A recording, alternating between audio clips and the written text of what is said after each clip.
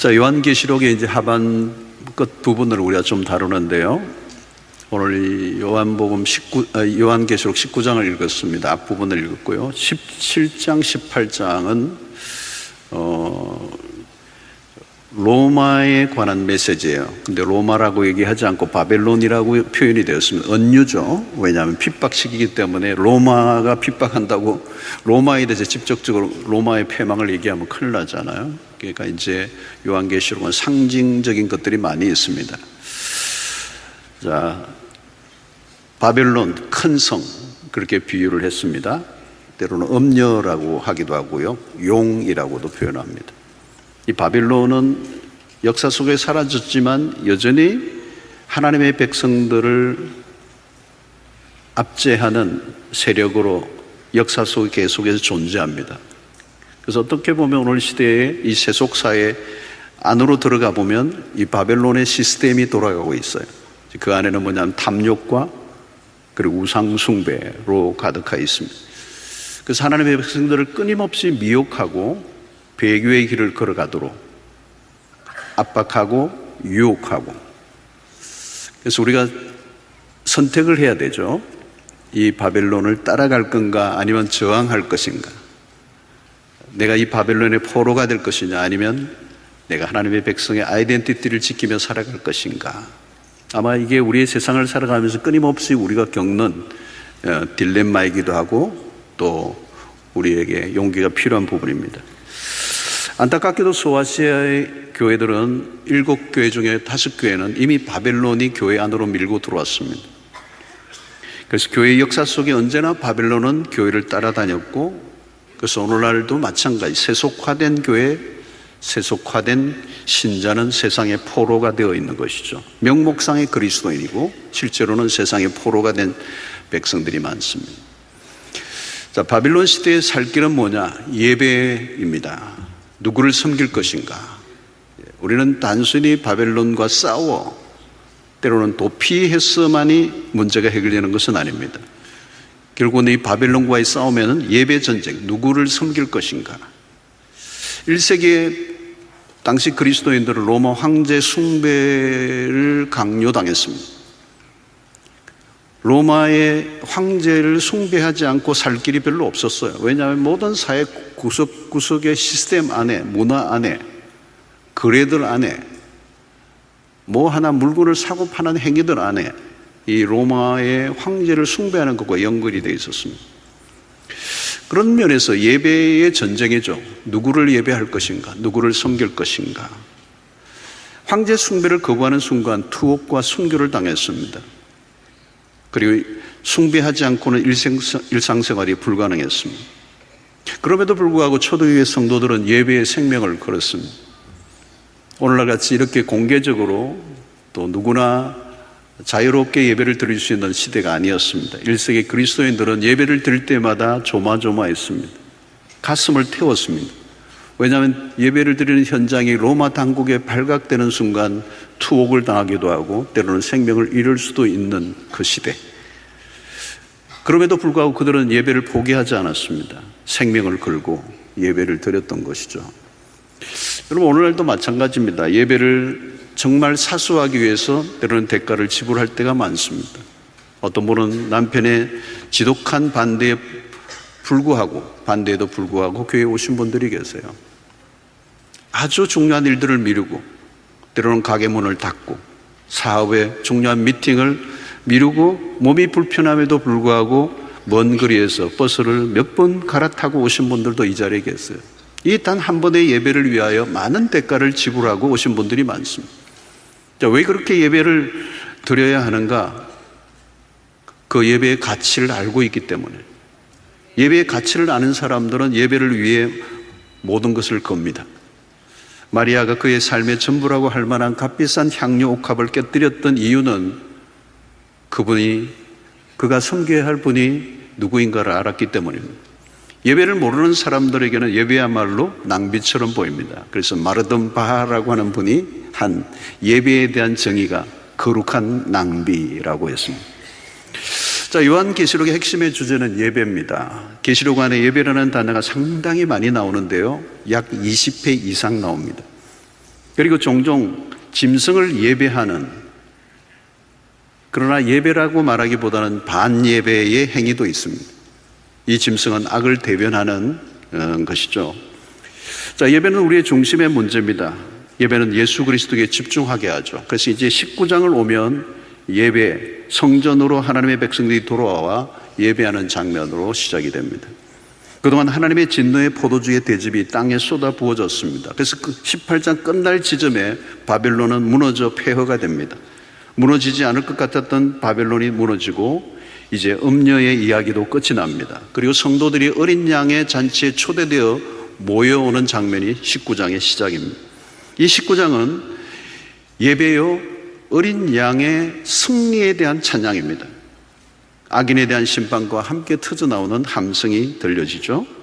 1절을 보면 이 일 후에 내가 들으니 하늘에 흔한 무리의 큰 음성 같은 것이 있어 이르되 할렐루야 구원과 영광과 능력이 우리 하나님께 있도다. 여기 이 일 후에 내가 들으니, 이 일 후라는 말은 하나님의 심판이 대대적으로 바벨론에게 행해진 이후를 말하는 것. 2절 3절에 보니까 그의 심판은 참되고 의로운지라 음행으로 땅을 더럽게 한 큰 음녀를 심판하사 자기 종들의 피를 그 음녀의 손에 갚으셨도다 하고, 두 번째로 할렐루야 하니 그 연기가 세세토록 올라가더라.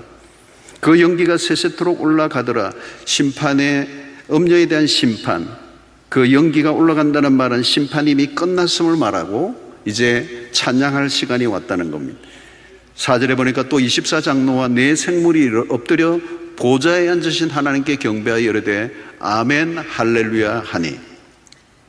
여러분 19장에는 할렐루야가 4번 나옵니다. 오늘 읽었던 1절부터 6절까지 할렐루야라는 단어가 4번 나옵니다. 놀라운 것은 신약에 유일하게 할렐루야가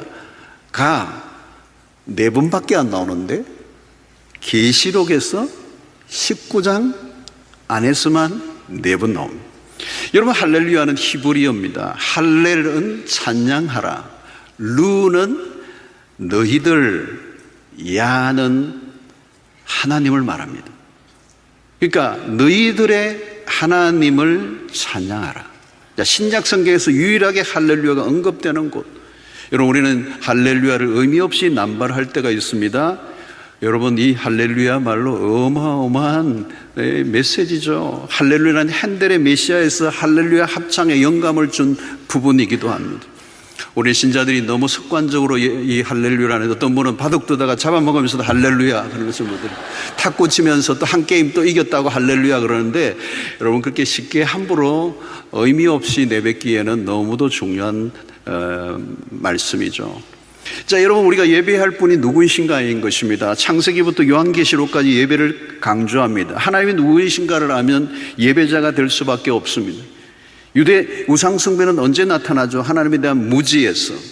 인간의 실패는 예배에서 시작됩니다. 예배는 하나님께 초점을 맞추는 것. 모든 인간의 역사의 불행은 예배에서 문제가 생겼을 때부터였습니다. 그것이 창세기에서 3장에서 말씀하는 거죠. 여러분 과학자가 우주의 원리를 발견하는 순간 가장 먼저 무엇을 해야 할까요? 그 모든 것을 만드신 하나님에 대한 예배를 드려야 마땅합니다. 그래서 미국의 나사, 그야말로 우주의 그것들을 연구하는 그런 탁월한 박사들이 모여있는 그곳에는 날마다 예배를 드리며 하나님을 찬양하는 그런 학자들이 굉장히 많다는 것이죠. 인체나 뇌과학을 연구하던 학자가 그 연구의 끝에 누구를 발견해야 하는가? 하나님이죠. 연구를 하다가 발견한 이론으로 인해 자신의 지성을 자랑하는 것으로 끝난다면 자기 지성의 우상화 받게 되지 않을 것입니다. 여러분 예배의 핵심은 하나님에 대한 찬양입니다. 하나님과 하나님의 행하신 일에 대한 노래, 그래서 찬양은 일어난 분명한 사실에 대한 마땅한 반응인 거죠. 그래서 요한계시록은 전적으로 예수 그리스도에게 향해 있습니다. 자, 요한계시록에서 예배는 구원에 초점을 맞추고 있습니다.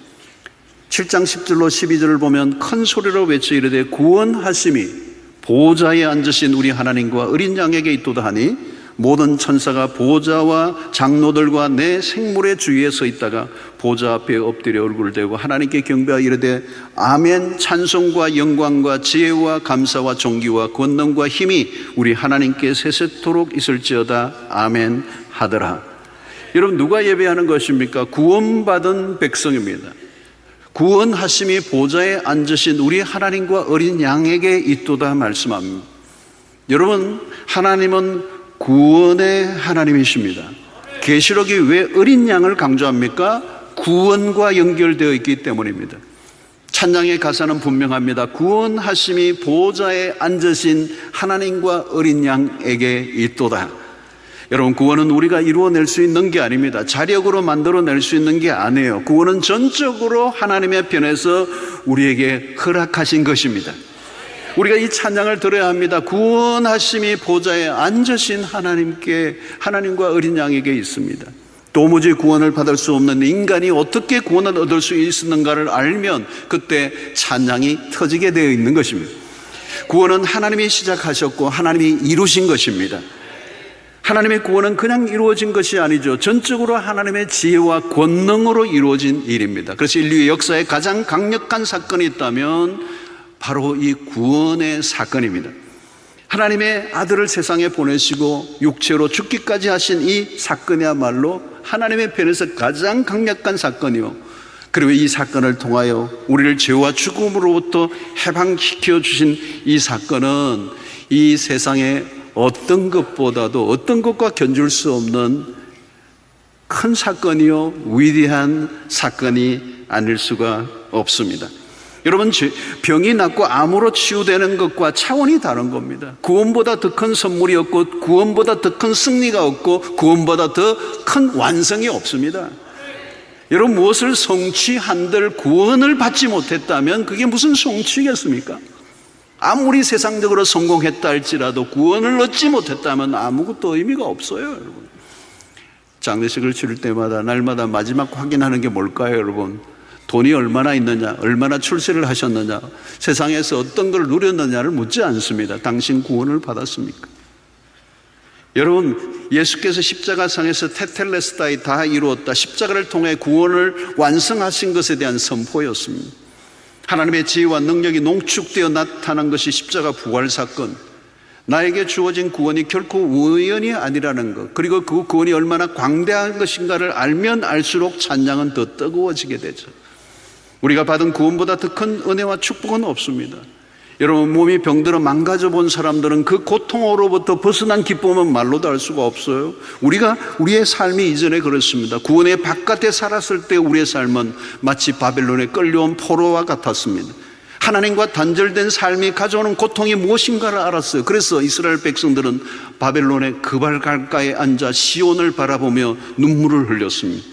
나라를 잃은 슬픔에 뿌리 뽑힌 삶을 살았던 그들에게 구원이 찾아왔을 때 그들의 기쁨은 세상의 그 무엇과도 비교할 수가 없었습니다. 여러분, 예배자는 구원이 하나님으로부터 온다는 걸 믿는 사람, 우리의 찬양의 핵심은 언제나 구원이어야 합니다. 우리에게 주어진 구원에 대한 찬양을 놓쳐서는 안 돼요. 구원과 예배는 뗄래야 뗄 수 없고 구원받은 자는 예배자요, 예배자는 구원을 노래하는 것입니다. 예배를 통해 구원을 노래하고 구원을 경험할 때 그게 천국의 경험인 것입니다. 그리고 여러분, 이 구원 안에는 심판이 들어있어요. 바벨론에 대한 심판, 악한 자들에 대한 심판, 하나님의 백성을 핍박하고 괴롭혔던 바벨론에 대한 심판은 반드시 있는 것입니다.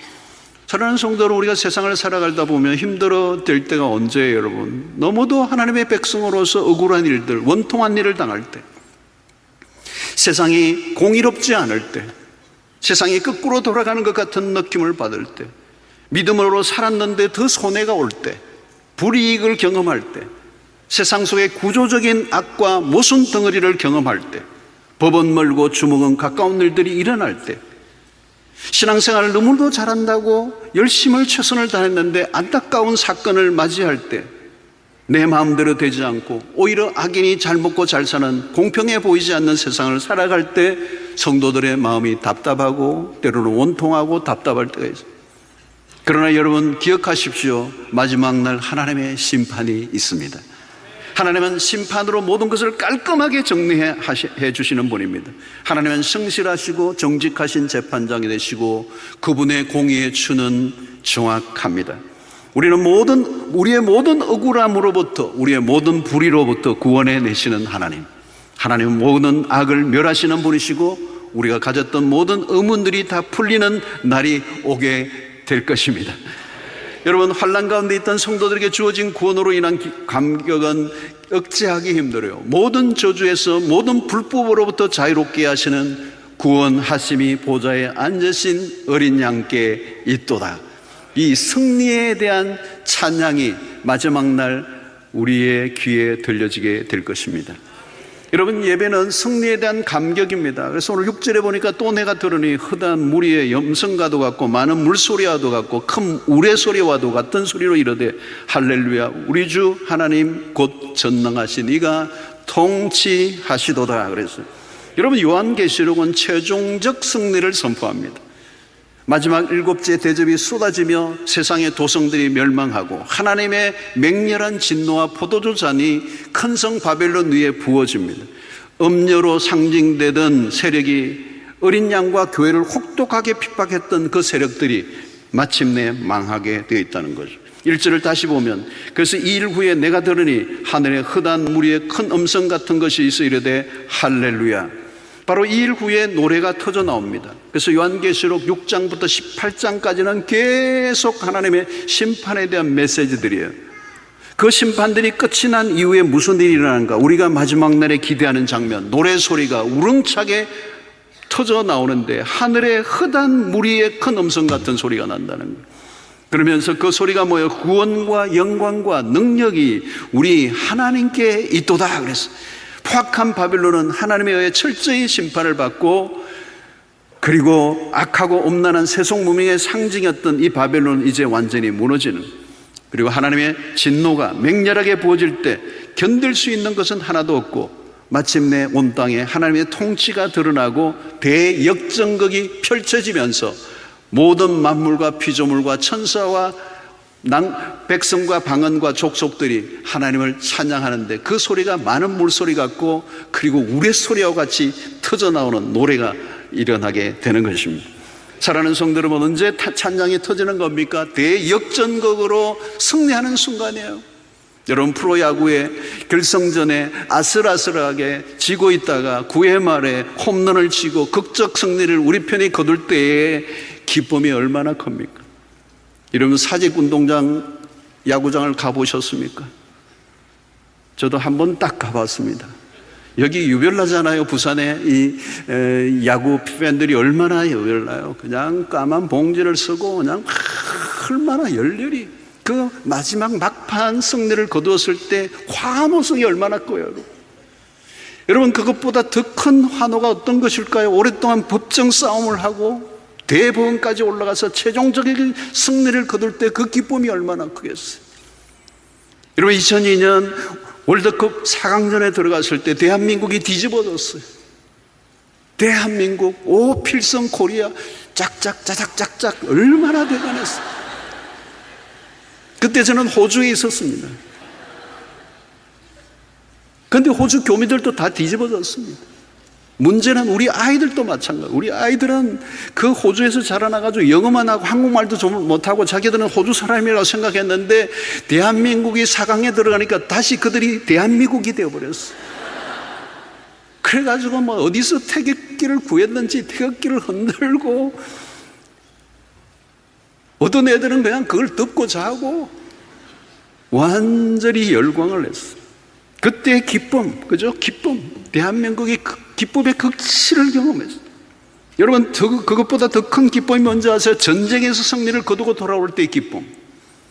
2차 세계대전 중 연합군으로 형성된 노르망디 상륙작전은 유명합니다. 그 작전으로 독일의 방어선을 뚫고 독일을 무너뜨린 전환점이 되는 사건, 그 연합군으로는 환희에 찬 승리의 순간이었어요. 여러분, 우리나라가 광복을 맞은 1945년 8월 15일 날이 그랬을 거예요. 일본에 의해 짓밟히고, 그리고 인권이 유리되고 젊은 우리 청년들, 소년들이 학도변으로 잡혀가고 죽고 하던 그 시절, 36년의 세월은 결코 쉽지 않은 시간이어서 굴욕의 시간을 살았습니다. 그러나 일본이 패배를 선언하고 나라를 다시 찾게 됐을 때 거리마다 태극기를 들고 나와서 환호를 지르는 그 순간, 아마 그 순간을 이미 경험해 보신 분들이 여기 계실 거예요. 여러분, 실제로 1세기 그리스도인들은 매일매일 물리적으로 심리적으로 억압을 당했습니다. 믿음을 지켜내는 사람들이, 주변에 동력하던 사람들이 잡혀가고 죽어가는 모습을 지켜볼 수밖에 없었습니다. 과연 이렇게 어려운 삶을 언제까지 버텨낼 수 있을까? 여러분, 주기철 목사님은 옥중에서 순교하신 분입니다. 한 번은 가석방으로 집으로 오셨다가 다시 잡혀가게 될 때 팔순 노모에게 기도를 부탁했다고 그래요. 어머니, 저를 위해 기도해 주십시오. 제가 변절할까 두렵습니다. 고문이 계속 압박을 가해 오니까 나도 모르게 변절할까 두렵습니다. 어머니, 나를 위해서 기도해 주십시오. 하루하루를 숨지기며 삶을 살았던 초기 그리스도를 상상해 보십시오. 그런데 마침내 그 모든 환란이 끝이 나는 날이 올 것이고, 드디어 악한 세력들은 막을 내리고 극적 반전이 일어나고 하나님의 백성들의 승리의 순간이 왔을 때, 그 모든 이 것들이 뒤집어지는 이 승리는 그냥 승리가 아니라 최종적인 승리고, 완전한 승리고, 우주적인 승리고, 불안한 이것다 저다 엎치락 뒤치락 하는 싸움이 아니라 완전한 승리를 주실 것을 이 마지막 19장에서 약속하고 있는 것이죠. 앞부분에 아마겟돈 전쟁과 음녀들과 큰 바벨론의 심판들이 휘몰아치듯이 끝이 나고 천둥소리와 같이 우렁찬 소리로 할렐루야가 들려오는 것입니다. 사랑하는 성도 여러분, 오늘 이 밤 모습에 유배되어 핍박받는 그리스도인들의 속에서 사도 요한 자신이 앞이 보이지 않는 상황 속에서 이 환상을 하나님께서 사도 요한에게 보여주었을 때, 사도 요한이 얼마나 큰 위로를 받았겠어요? 얼마나 큰 소망이 되었겠어요? 얼마나 큰 격려가 되었겠어요? 여러분, 사랑하는 성도 여러분, 오늘 때로는 우리가 이 땅을 살아가면서 때로는 그리스도인으로 살아갈 때 얻어맞기도 하고 지기도 하고 손해보기도 하고 억울한 일을 당하기도 하고, 내가 언제까지 이런 일을 해야 되느냐, 앞이 보이지 않을 때가 있을 것입니다. 그러나 여러분, 조급해하지 마십시오. 반드시 마지막 날은 올 것이고 끝판은 뒤집기가 일어나요. 하나님이 그리스도가 심판주로 오시는 날이 올 것입니다. 그날은 살아있는 자와 죽은 자를 다 일으켜, 죽은 자들까지 일으켜 심판하시는 주님이십니다. 그 심판은 공정할 것입니다. 여러분, 그냥 막 살면 안 된다는 걸 알려주는 거예요. 죽으면 그뿐이지가 않아요. 죽어도 심판을 받는 거예요. 이렇게 세워서 심판을 해요. 여러분, 주변의 사람들이 막 산다고 자세를 흐트리지 마십시오. 지금 억울하고 손해보고 미치는 것 같아도 괜찮아요. 하나님 누구의 손을 들어주실까요? 하나님은 오판하지 않습니다. 우리의 찬양은 결국은 주어지는 승리로 인한 감격의 찬양이에요. 이때 터지는 찬양은 그냥 찬송이 아닙니다. 형언할 수 없는 기쁨으로 이전에 한 번도 불러보지 못했던 찬양을 하나님 앞에 올리게 될 줄로 믿습니다. 여러분, 승리로 인한 하나님을 찬양하는 소리는 웅장해요. 그냥 승리가 아닙니다. 거대한 승리, 이보다 더 큰 감격이 없습니다. 법정 싸움에서 이긴 정도가 아닙니다. 게임에서 이긴 정도가 아닙니다. 전쟁에서 이긴 정도가 아닙니다. 죄와 사망으로부터, 우리의 모든 불의로부터 우리를 건져내시고 완전한 구원으로 인도하시는 그 하나님을 향하여 찬양하는 이 찬양은 보통 찬양이 아니라 모든 오케스트라와 합창단이 다 모여 피날레 곡으로 온 힘을 다하여 부르는 것 이상. 그래서 핸델의 오라토리오 메시아의 마지막은 할렐루야 부분에 핸델이 심혈을 기울였다는 거예요. 할렐루야, 우리 주 하나님 곧 전능하신 이가 통치하시도다 그랬어요. 그리스도의 승리에 대한 찬양입니다. 우리는 이제 다시 오실 그리스도를 사모하며 그분이 오실 나를 바라보고 또 그분이 오실 때 할렐루야로 영접하는 은혜가 있게 되기를 축원합니다. 5장 12절로 14절에 보면 큰 음성으로 이르되 죽임을 당하신 어린 양은 능력과 부와 지혜와 힘과 존귀와 영광과 찬송을 받으시기에 합당하도다 하더라. 내가 또 들으니 하늘 위에와 땅 위에와 땅 아래와 바다 위에와 또 그 가운데 모든 피조물이 이르되 보좌에 앉으신 이와 어린 양에게 찬송과 존귀와 영광과 권능을 세세토록 돌릴지어다 하니, 내 생물이 이르되 아멘 하고 장로들은 엎드려 경배하더라. 그래서 여러분, 이 찬양은 우주적이에요. 우주적인 거. 하늘과 땅과 모든 무리들, 모든 생명체들이 하나님을 찬양한다는 거. 작곡자가 따로 필요하지 않아요. 우주적 찬송, 한호성을 터뜨린다고 생각하면 찬양의 최고죠. 찬양과 존귀와 영광과 능력을 세세토록 돌릴지어다. 모든 영광은 한 분에게로만 돌려집니다. 승리는 그저 주어지지 않아요. 전쟁의 승리는 엄청난 대가를 지불하고 얻습니다. 그렇습니다. 그리스도의 피로, 하나님의 아들 죄 없으신 어린 양의 피로 우리에게 주어진 승리. 여러분, 우리의 마지막은 찬양이 될 수밖에 없습니다. 지성의 삶이 만만치 않고, 믿음으로 사는 건 만만치 않고, 때로는 믿음으로 산다는 게 구차할 때도 있고, 그러나 여러분, 낙심하지 마십시오. 절망하지 마십시오. 하나님의 백성들의 마지막은 승리로 마감하게 될 것입니다. 그 승리는 우리의 실력이나 열심으로 만들어지는 것이 아니라 보좌에 앉으신 하나님 어린 양 예수의 능력으로 승리하게 될 줄로 믿습니다.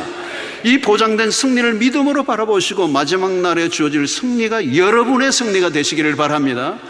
여러분, 월드컵의 승리로 기쁨이 컸죠. 그러나 여러분, 그 축구를 했던 선수들의 당사자들이 느낀 기쁨은 구경하고 환호한 사람의 기쁨과 달라요.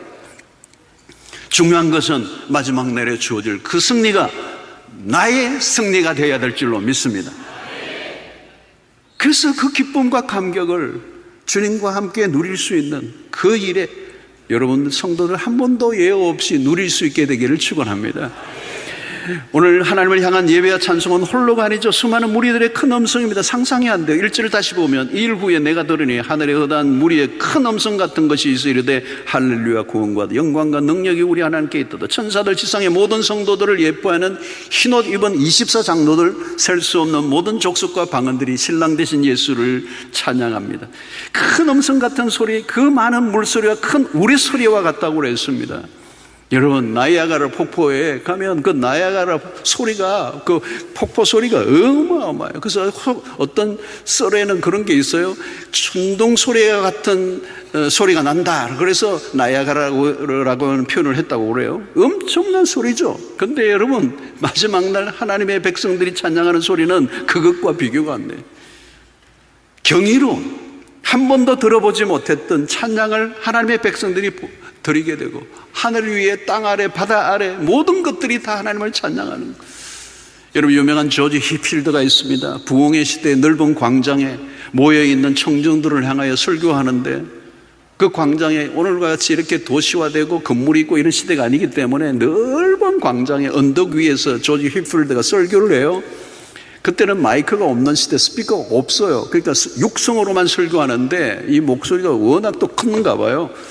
근데 그 조지 히필드가 설교를 할 때 1.5km까지의 사람들이, 수만 명이 그게 들었다는 거예요. 그 1.5km까지 그 목사님의 설교가 들렸다는 거예요. 제가 한번 우리 본당에 딱 한 번 이 마이크가 시스템이 꺼져가지고요, 갑자기 설교하는데 꺼져가지고 대략 난감. 그래서 제가 어떻게 했어요? 기다린 게 아니고 나가가지고 육성으로 했던 적이 있어요. 기억나세요? 잊으셨구나. 예. 근데 여러분, 조지 히필드가 찬양할 때는 몇 킬로까지 갔느냐? 3km까지 갔대요. 안 믿어져요, 안 믿어져. 이 얘기를 했더니 2부에 맞추고 나니까 장로님 한 분이 그거 아닌 것 같은데요, 우리는.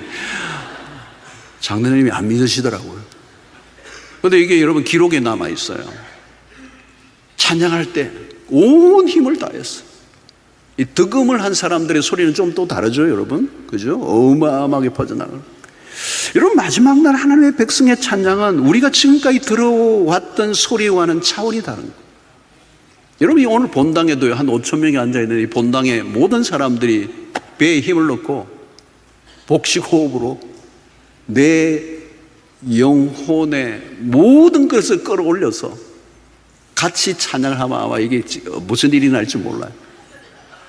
6만 명, 7만 명 스타디움에서 모든 사람들이 찬양할 때도 소름이 돋아요. 그죠?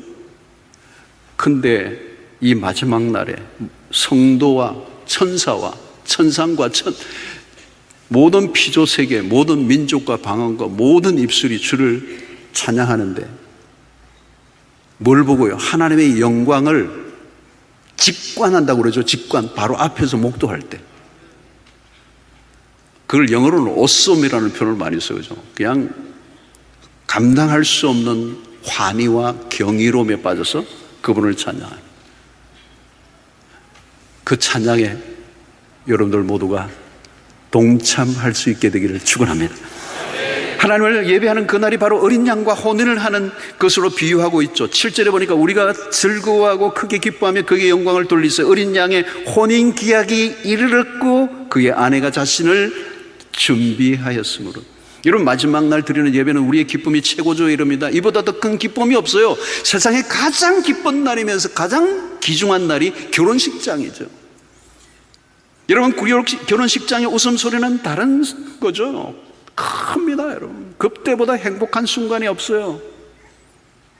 그러나 여러분, 이 지상의 결혼식장에는 좀 긴장감이 있습니다. 양가 부모들도 좀 떠나보낸 자식으로 인해 아련함이 있기도 하고, 때로는 잘 살까라고 하는 염려, 또 기대 반, 염려 반, 이게 막 어우러져 있는 거죠.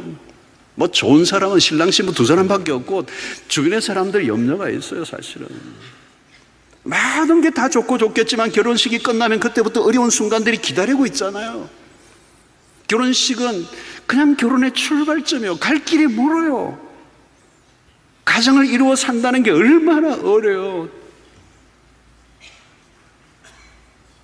살아본 분들은 알잖아요. 다 얘기 못 해줘요. 다 얘기하면 안 갈까봐. 그러니까 대부분의 사람들은 젊은 시절로 당신이 가겠다고 그러면 또 돌아갈 수 있으면 돌아갈 거냐 물으면요, 대부분의 연세든 분들은 고개를 되게 흔들어요. 왜 돌아가네? 왜 돌아가네? 힘들어. 지금까지 살아온 것도 힘들어. 왜 돌아가냐? 그런데 여러분, 마지막 날 주어지는 어린 양의 혼인예식은 달라요. 여러분, 성경은 창세기의 수도 결혼으로부터 시작합니다. 안타깝게도 창세기의 아담과 하와의 결혼은 안타까움으로 끝나버리죠. 하나님이 세우신 결혼의 목적에서 실패해버립니다. 원인은 하나님과 등지고 말았기 때문입니다. 그래서 여러분, 계시록과 창세기는 굉장히 연결이 있어요. 계시록은 창세기의 재현입니다. 창세기의 실패가 계시록으로서 완성되고 회복이 돼요. 자, 하나님이 신부를 남편에게로 이끌어 오십니다. 그런데 이번에는 하나님이 최고의 신랑을 데리고 오시죠. 바로 예수 그리스도, 그분이 우리의 신랑 되시고 우리는 그분의 신부가 된다는. 첫 번째 결혼은 실패했지만 둘째 결혼은 성공합니다. 중요한 것은 남편이에요. 남편. 옆에 있는 분 너무 쳐다보지 마시고. 남편이 중요해요. 여러분, 남편 대신 그리스도는 교회를 버리지 않아요.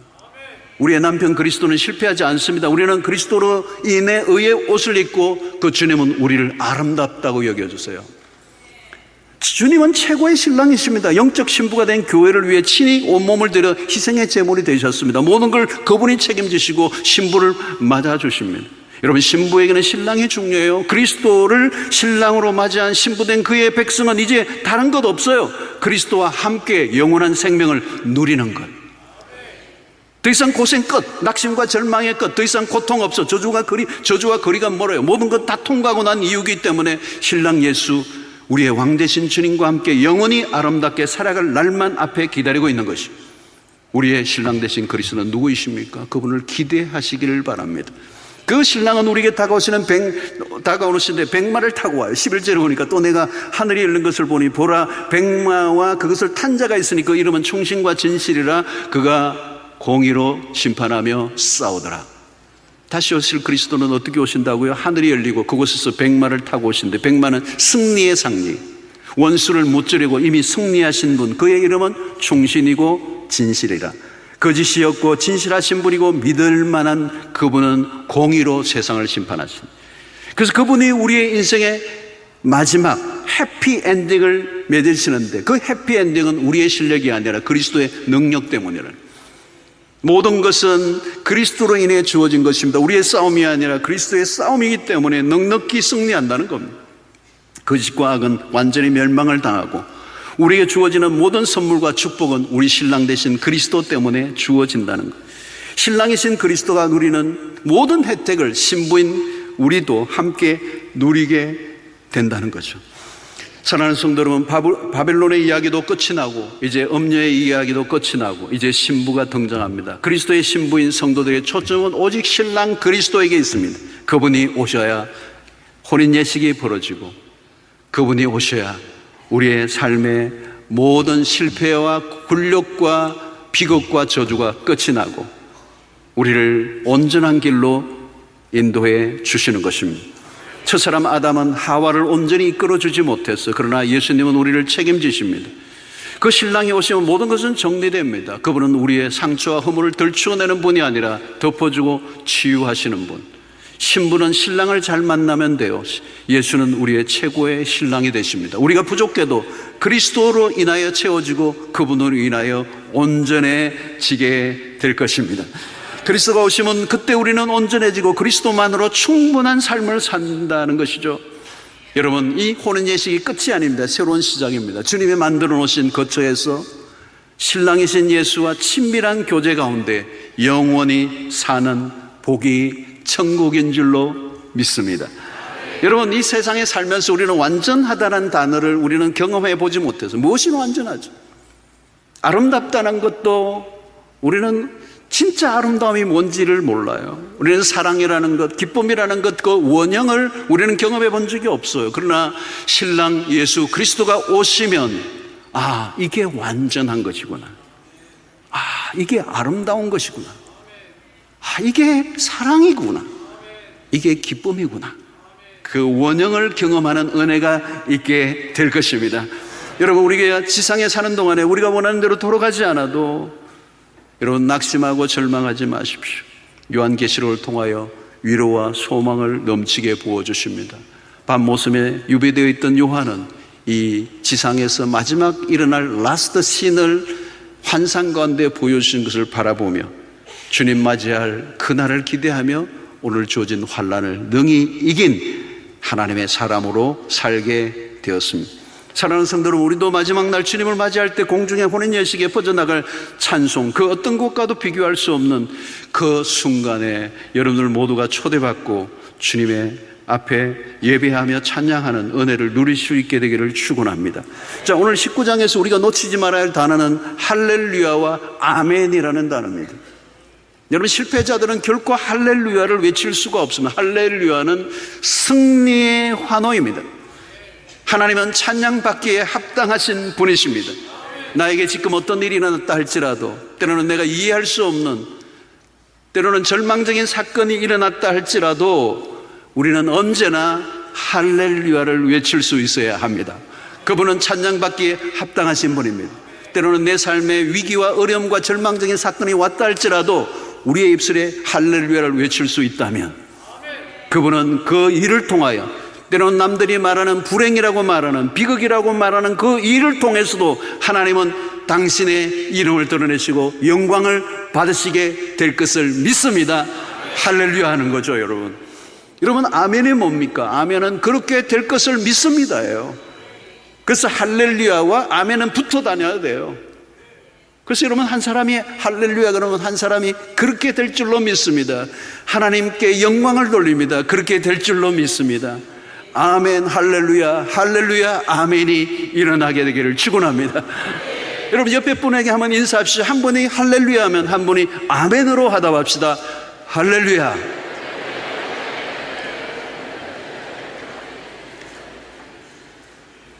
하나님을 찬송합니다. 하나님의 뜻이 이루어질 줄로 믿습니다. 모든 것은 하나님의 통치 안에서 성취될 것입니다. 우리의 삶 가운데 늘 할렐루야와 아멘, 아멘과 할렐루야가 입에 붙어 있다면 우리를 흔들어 놓을 수 있는 것은 아무것도 없습니다. 여러분, 아무리 내가 보기에도 절망적인 상황이라도 할렐루야 하시기를 바라나, 그럼에도 불구하고 내가 이해되지 않아도, 내 뜻대로 돌아가지 않아도, 때로는 죽음이 맞이한다 할지라도 하나님은 찬양을 받으셔야 합당하신 분이십니다. 그분이 우리의 삶의 가장 아름다운 선으로 모든 것을 빚어내시고 해피 엔딩으로 결론 맺으시게 하실 그 하나님이시기 때문에 마지막까지 우리는 온전한 예배자로 주님을 찬양해야 될 줄로 믿습니다. 여러분, 우리가 매 순간 드리는 예배를 어떻게 할 것입니까? 단순히 종교적 행사로 취급해서는 안 돼요. 표피적이고 가식적인 예배가 되어서는 안 돼요. 마지막 날 우리가 할 일은 찬양입니다. 하나님을 예배하는 것은 하나님이 인간을 창조하신 목적이에요. 예배를 잃어버린 인간에게 예배가 회복되는 일이 구원입니다. 하나님 왜 우리를 지으셨을까요? 하나님 왜 우리를 구원하셨을까요? 대답은 딱 하나예요. 그분을 예배하도록 하기 위해서. 여러분, 우리가 그분을 찬양할 때 우리는 충만해집니다. 찬양은 언어의 최종 목적입니다. 여러분, 우리의 입술과 우리의 언어에 할 수 있는 최고의 목적, 그 언어의 존재의 목적, 우리의 입술을 지으신 목적은 하나님을 찬양하기 위해서예요. 그 찬양할 때 구원은 더 깊어집니다. 찬양할 때 우리의 모든 인간의 결핍은 사라지고 충만을 경험하게 될 것입니다. 할렐루야. 요한계시록의 핵심의 메시지는 예배예요. 그보다 더 나은 삶은 없습니다. 완전한 주님의 통치를 받을 때 그 예배의 자리에 천국이 임하게 될 줄로 믿습니다. 사람들은 세상의 잡다한 것들을 갈망하며 소망하며 찬양하고 예배합니다. 세상에 포로된 자들, 어설픈 찬양, 터무니없는 신들을 섬깁니다. 세상의 잡다한 것들에 대한 찬양은 사라지고 오직 한 분에게만 찬양하는 그날이 오게 될 것입니다. 모든 민족, 모든 백성, 모든 방언, 모든 피조물, 그리고 하늘의 천사까지 시선과 관심을 한 분이 받으시고 그분만이 예배를 받으시게 되는 그날이 오게 될 것입니다. 할렐루야, 아멘. 어둠과 절망, 죽음이 가득한 세상 가운데 우리에게 구원을 주신 어린 양 예수를 향하여 할렐루야, 아멘 외치는 여러분들 되시고, 주님이 다시 오시는 날까지 그 날을 기다리며 오늘 우리의 주어진 일상 속에 예배자로 살아가는 은혜가 있게 되기를 주의 이름으로 축원합니다. 하나님 감사합니다. 오늘 또 우리에게 주신 말씀을 통하여 이 어둡고 칩칩하고 불안정하고 때로는 불의와 불법이 난무하는 이 세상, 이곳은 천국이 하나님을 우리가 날마다 인정합니다. 결핍이 넘치고 때로는 우리의 삶에 절망이 넘치는 이 세상 가운데서 마지막 날 마침내 악은 멸함을 받고 바빌론은 무너지고 음녀는 사라지고 하나님의 백성들을 구원하신 어린 양의 보좌를 우리가 바라보고 우리의 입술과 영혼을 다해 찬양하는 그날이 오게 될 줄로 믿습니다. 그날이 속히 임하게 될 줄로 믿습니다. 그날을 갈망하며 오늘 주어진 상황 속에서 우리는 여전히 할렐루야 아멘을 외치며 주님 그렇게 하실 줄로 믿습니다. 주님은 이 일을 통하여 찬양받기에 합당하신 분입니다. 고백하며 믿음으로 승리하는 저들 되게 하여 주시옵소서. 마지막 날 주어질 그 환희의 그날을 바라보며 믿음으로 오늘 낙심치 않고 그 마지막 날 주어질 해피엔딩의 그 그림을 바라보며 낙심치 않고 믿음의 길을 당당하게 걸어가는 주의 성도들 되게 하여 주셔서 마지막 날 혼인 예식에 참여하는 모든 성도들 될 수 있도록 인도하여 주시옵소서. 예수님의 이름으로 기도하옵나이다. 아멘.